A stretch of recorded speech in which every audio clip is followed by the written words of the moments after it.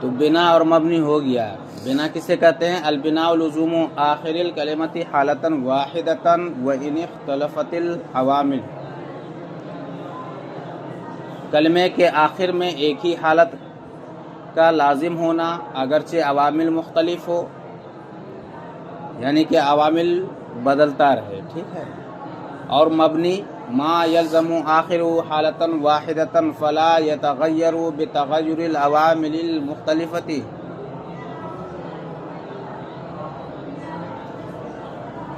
جس کے آخر میں ایک ہی حالت لازم ہو تو وہ عوامل مختلفہ کے بدلنے سے نہ بدلے.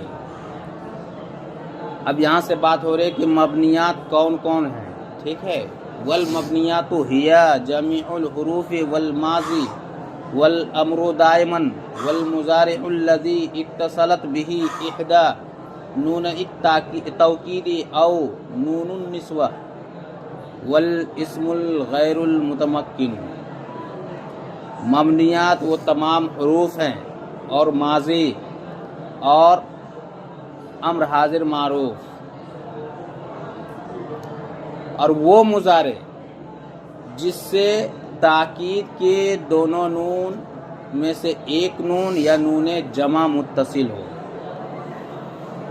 تاکید کے دونوں نون میں سے ایک نون، تاکید کے دونوں نون یعنی نون ثقیلہ یا نون خفیفہ، یہی تاکید کے دو نون ہیں.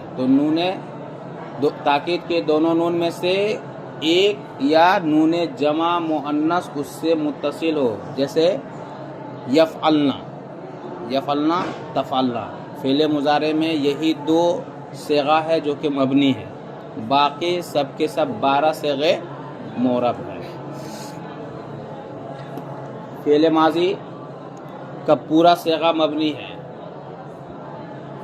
اور تمام حروف مبنی ہیں اور امر حاضر معروف، اور اس میں غیر متمکن بھی مبنی ہے، اس میں غیر متمکن بھی مبنی ہے. والبناء فی الحروف والافعال اصلی. اب کہہ رہے ہیں کہ حروف میں اور افعال میں اصل کیا ہے، معرب ہونا ہے یا مبنی ہونا ہے. ٹھیک ہے. وہی کہہ رہے ہیں والبناء فی الحروف والافعال اصلی. حروف اور افعال میں اصل مبنی ہونا ہے. اصل کیا ہے؟ مبنی ہونا ہے. وَإِعْرَابُ الْمُضَارِعِ الَّذِي لَمْ تَتَّصِلُ بِهِ نُونَ التَّأْكِيدِ وَلَا نُونُ النِّسْوَةِ عَارِضٌ.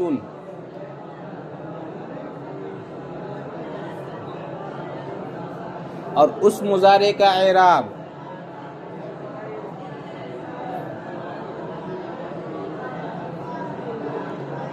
اعراب یہاں بمعنی معرب ہے.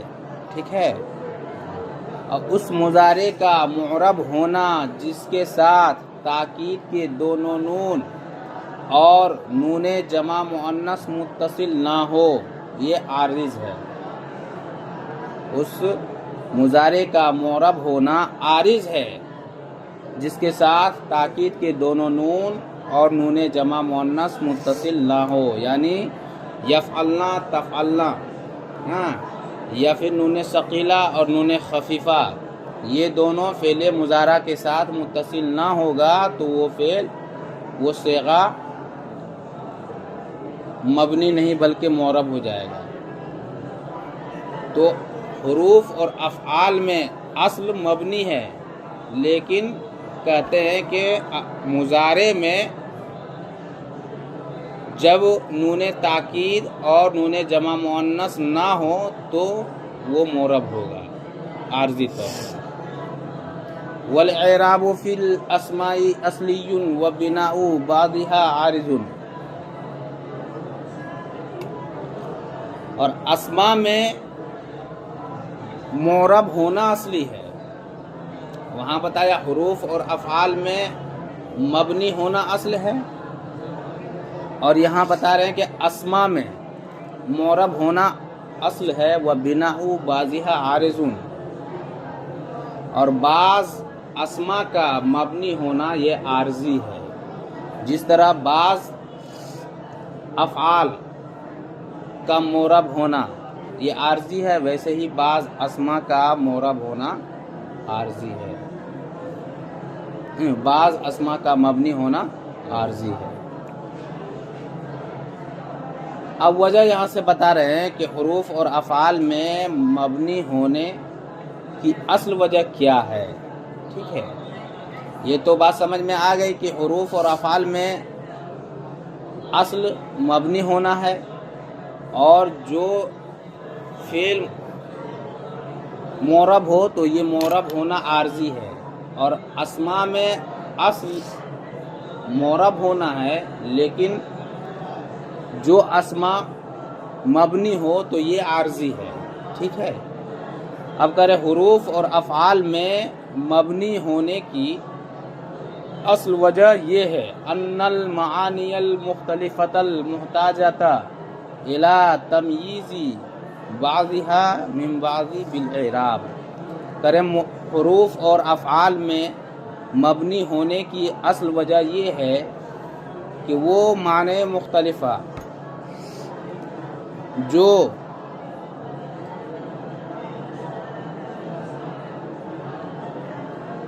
یا جس کا بعض سے اعراب کے ذریعے تمیز کا محتاج ہو، وہ معنی مختلفہ جس کا بعض سے اعراب کے ذریعے تمیز کا محتاج ہو، جیسے کہ فاعلیت، مفعولیت اور اضافت۔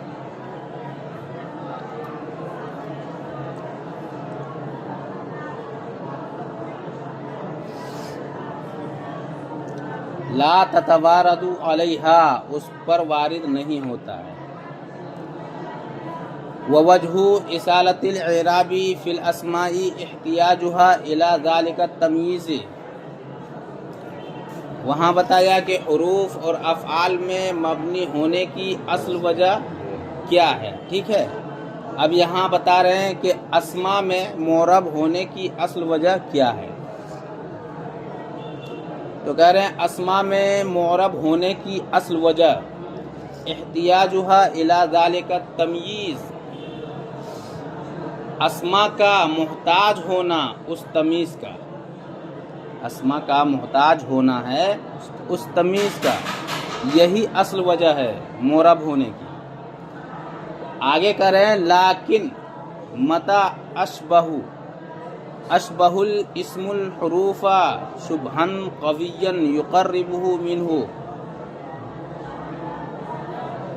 لیکن جب اسم حروف سے ایسی قوی مشابہت رکھے، لیکن جب اسم حروف سے ایسی قوی مشابہت رکھے جو اسم کو حرف سے قریب کر دے، وہ مشابہت جو ہے اسم کو حرف سے قریب کر دے، تو کہتے ہیں اسی کے مثل مبنی ہوگا، بنیا مثلہ، تو اسی کے مثل مبنی ہوگا۔ تو یہاں تک بات ہو گئی بنا اور مبنی کی تعریف۔ مبنیات کون کون ہے؟ حروف اور افعال میں اصل مبنی ہونا ہے، اسماء میں اصل معرب ہونا ہے، پھر حروف اور افعال میں مبنی ہونے کی اصل وجہ بتائی، اس کے بعد اسماء میں معرب ہونے کی اصل بتائی گئی۔ اب یہاں سے کہہ رہے ہیں کہ بنا کی کتنی قسمیں ہیں، تو کہیں انواع البناء، بنا کی قسمیں، وتتوقف معرفت ما تبنى علیہ الاسماء والحروف علی السماع والنقل الصحیحین۔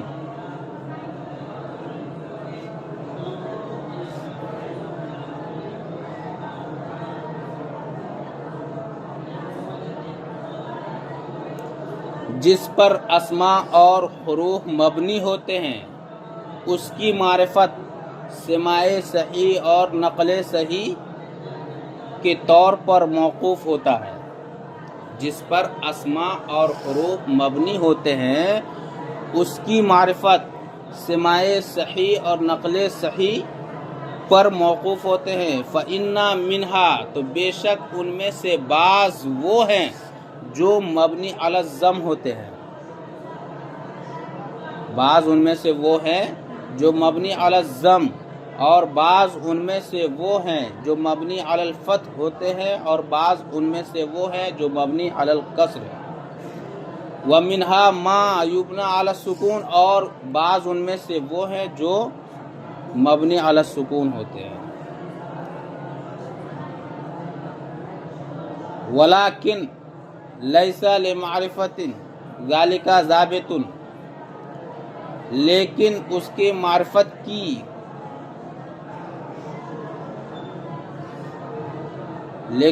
معرفت کا کوئی ضابطہ، کوئی قاعدہ نہیں ہے۔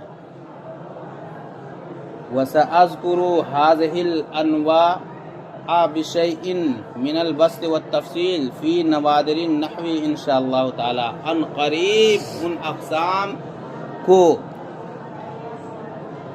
بسط و تفصیل کے ساتھ میں ذکر کروں گا نوادر النحو میں انشاءاللہ تعالی۔ اب یہاں سے بات ہو رہی ہے کہ ان میں سے بنا کی کتنی قسمیں ہیں، ہے کہ نہیں؟ تو کہہ رہے انواع البناء اربعۃ، بنا کی 4 قسمیں ہیں۔ نمبر 1 احدھا السکون، ان میں سے پہلی قسم سکون ہے۔ وہو الاصل ویسمى ایضا وقفا، اور یہ اصل ہے۔ کون؟ سکون ہونا اصل ہے اور اس کا نام وقف بھی رکھا جاتا ہے، اس کا نام وقف بھی رکھا جاتا ہے۔ وَلِخِفَّتِهِ یاتی،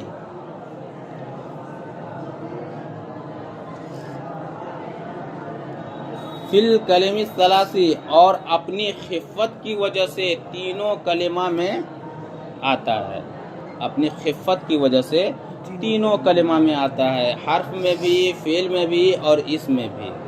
ٹھیک ہے، جیسے حل یہ حرف ہو گیا، قم یہ فعل ہو گیا، اور کم یہ ضمیر یعنی اسما ہو گیا۔ دوسری قسم الفتح، فتحہ ہونا ہے، کہتا ہے نا مبنی علی السکون مبنی علی الفتح، ہے کہ نہیں؟ تو فتحہ ہونا، وہو اقرب الحرکات الی السکون، اور وہ سکون سے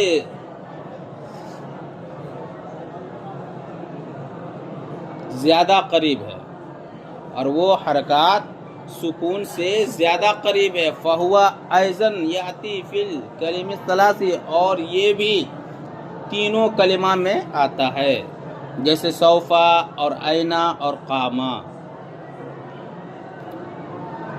تیسری اور چوتھی قسم، تیسری قسم جیسے الکسر، جیسے مبنی علی الکسر کہتے ہیں، اور چوتھی قسم ضم یعنی مبنی علی الضم۔ ٹھیک کرے وَلِثِقْلِهِمَا وَثِقْلِ الْفِعْلِ لَا يَكُونَانِ فِيهِ، وہ دونوں اپنے ثقل اور فعل کی ثقل کی وجہ سے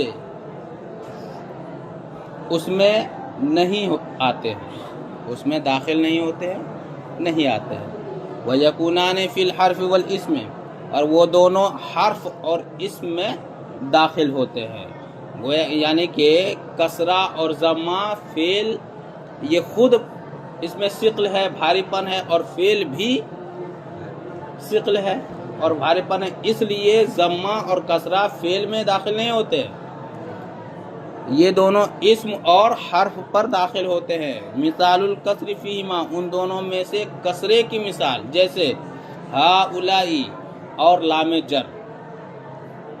اسم کی مثال ہاؤلائی اور لام جر، جیسے فی ہو گیا، ہے کہ نہیں، من ہو گیا۔ ومثال الضم فیہما، اور ان دونوں میں سے ضمے کی مثال، جیسے حیثو اور منزو، حیثو اور منزو۔ فی لغت من عدھا من الحروف الجارۃ، فی لغت من عدھا من الحروف الجارۃ، اس لغت میں جس کو حروف جارہ میں سے اس کو شمار کیا، اس لغت میں جس نے اس کو حروف جارہ میں شمار کیا۔ تو آج کے سبق میں بنا اور مبنی کی تعریف، مبنیات کون کون ہے، حروف افعال میں مبنی ہونے کی اصل وجہ کیا ہے، اسما میں معرب ہونے کی اصل وجہ کیا ہے، پھر بنا کی کتنی قسمیں ہیں، کون کون ہیں، یہ ساری باتیں ہو گئی. ٹھیک ہے، اس کو